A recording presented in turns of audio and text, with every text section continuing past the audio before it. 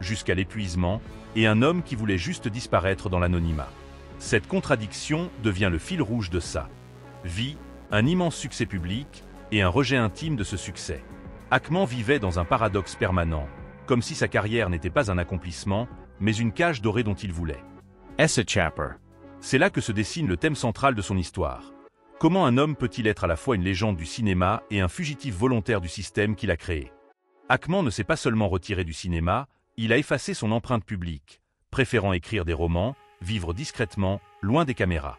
En cela, il est devenu une énigme hollywoodienne, un mythe vivant qui refuse de jouer le jeu de la célébrité. Gene Hackman n'est pas qu'un acteur oscarisé. Il est la représentation parfaite d'une époque où Hollywood a cessé d'être un rêve pour devenir un miroir brisé de la société américaine. Et son choix de disparaître est peut-être la confession la plus honnête de toute sa carrière. Il n'a jamais appartenu à ce monde. Voici comment tout a commencé. Gene Hackman, né en 1930, n'était pas prédestiné à Hollywood. Son enfance fut marquée par l'abandon. Son père quitte la famille quand il n'a que 13 ans. La blessure restera ouverte toute sa vie. Adolescent, il s'engage dans les marines, non par vocation, mais pour fuir un foyer instable. Déjà, l'idée de survivre, coûte que coûte, forge en lui cette dureté qui transparaîtra plus tard dans chacun de ses rôles. Quand il décide de devenir acteur, le rêve semble ridicule. À New York, il rejoint l'Actors Studio, où il croise Dustin Hoffman et Robert Duvall. Mais au lieu d'admiration, il récolte le mépris. Ses professeurs et camarades le jugent sans avenir. On le traite de loser, trop raide, trop banal, incapable de séduire la caméra. Hackman and Case, Rage Interior, Humiliation Silencieuse. Mais c'est précisément cette rage qui devient son carburant. Là où d'autres auraient abandonné, il transforme le rejet en énergie brute. L'événement initial qui change tout survient à la fin des années 60. Après des petits rôles anonymes, il décroche un personnage secondaire dans Bonnie End. Clyde, 1967. Son interprétation magnétique attire enfin l'attention. Une nomination aux Oscars, et soudain Hollywood ne peut plus l'ignorer. Le loser humilié devient un nom que l'on prononce avec respect. Mais ce n'est qu'un début. Le véritable tremblement de terre arrive en 1971 avec The French Connection. Popeye Doyle, policier brutal et obsédé, devient une figure culte. Hackman n'incarne pas seulement un rôle, il expose au grand jour la violence et la désillusion d'une Amérique malade. Le film explose, il décroche l'Oscar du meilleur acteur et du Jouro. Lendemain, Gene Hackman devient une légende. Mais derrière ce triomphe, un paradoxe, Hackman détestait ce rôle. Il avoua plus tard qu'il ne supportait pas la personnalité de Doyle, qu'il se sentait mal à l'aise dans sa peau. Hollywood l'acclamait, lui se dégoûtait. Dans les années 70 et 80, sa carrière atteint des sommets. The Conversation de Coppola, Superman où il campa. Lex Luthor charismatique et cynique, puis Mississippi Burning, film coup de poing sur le racisme. Chaque fois, Hackman choisit des rôles inconfortables, loin du glamour. Mais cette intransigeance crée des tensions. Sur les tournages, il est réputé colérique, exigeant, parfois insupportable. Clint Eastwood lui-même reconnaît qu'il dut calmer Hackman pendant le tournage de Un Forgiven. Les rumeurs circulent. Hackman se brouille avec des réalisateurs, rejette les compromis, refuse d'être manipulé. Un scandale éclate même lors du tournage de The Royal Tenenbaum, 2001, de Wes Anderson. Hackman aurait insulté le réalisateur et maltraité certains membres de l'équipe. L'épisode ternit son image, même si le film est acclamé. Mais ce n'est pas la première fois qu'on le décrit comme ingérable. Pour certains, Hackman est un génie incapable de vivre avec les règles du système. Pour d'autres, il est simplement un homme trop honnête pour supporter l'hypocrisie d'Hollywood. À travers ces décennies, un schéma se dessine. Hackman triomphe, mais Hackman souffre. Plus il monte, plus il se retire intérieurement. La célébrité l'épuise. Les tapis rouges l'ennuient. Les interviews le rendent nerveux. Il fuit les mondanités, préférant la solitude, les routes désertes, la mer. Et puis survient l'événement inattendu. En 2004, après Welcome to Mosport. Il arrête tout. À 74 ans, il disparaît du cinéma sans adieu, sans explications officielles. Les spéculations vont bon train. Était-il malade? Était-il lassé? Ou voulait-il protéger sa vie privée? Avant que la machine Hollywood ne le dévore totalement. Certains parlent de fatigue, d'autres d'un dernier conflit avec des studios. Hackman, lui, se contente de dire « Je ne veux plus ». 3 mots qui résonnent comme une libération. Le point culminant de son histoire n'est donc pas un rôle, mais une décision, refuser la gloire.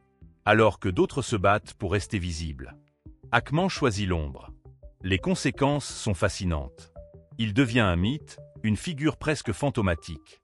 On le croise parfois dans un restaurant, on lit ses romans policiers publiés dans L'Indifférence, on le photographie à vélo à 90 ans. Mais il n'accorde plus rien au cinéma. C'est une rupture totale, définitive. Et c'est peut-être là le vrai scandale. Pas une chute dans la drogue. Pas une tragédie classique d'Hollywood, mais une fuite volontaire. Gene Hackman, au sommet, a choisi de dire non. Non aux projecteurs, non aux illusions, non au culte des icônes. Sa carrière est une ascension fulgurante terminée par un geste radical, l'effacement. Il y a une vérité que Hollywood préfère taire. Gene Hackman n'a jamais été heureux dans ce système. Derrière ses récompenses et ses triomphes, se cache une vie marquée par la solitude, la colère et un besoin viscéral de se protéger. On raconte qu'il avait l'habitude de quitter les tournages sitôt ses scènes terminées, sans s'attarder, sans saluer, comme s'il fuyait un lieu toxique.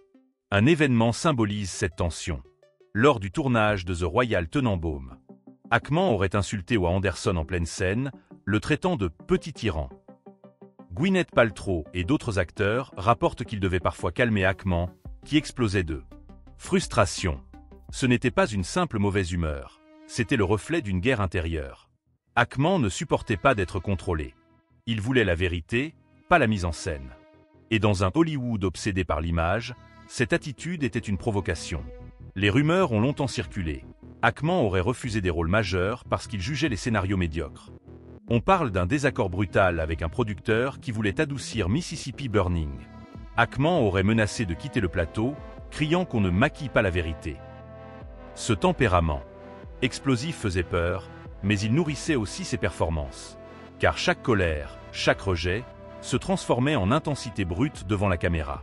Mais au-delà des scandales de tournage, il y a une vérité plus intime. Hackman n'a jamais surmonté la douleur de l'abandon paternel. Dans de rares interviews, il avouait que son père n'était jamais revenu, jamais expliqué son geste. Toute sa vie, Hackman a porté cette blessure.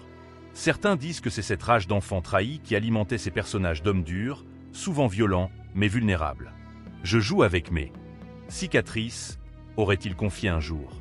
Rappelez-vous ce que vous avez vécu en le regardant dans Unforgiven. Derrière le shérif impitoyable, il y avait un regard de solitude, presque de désespoir.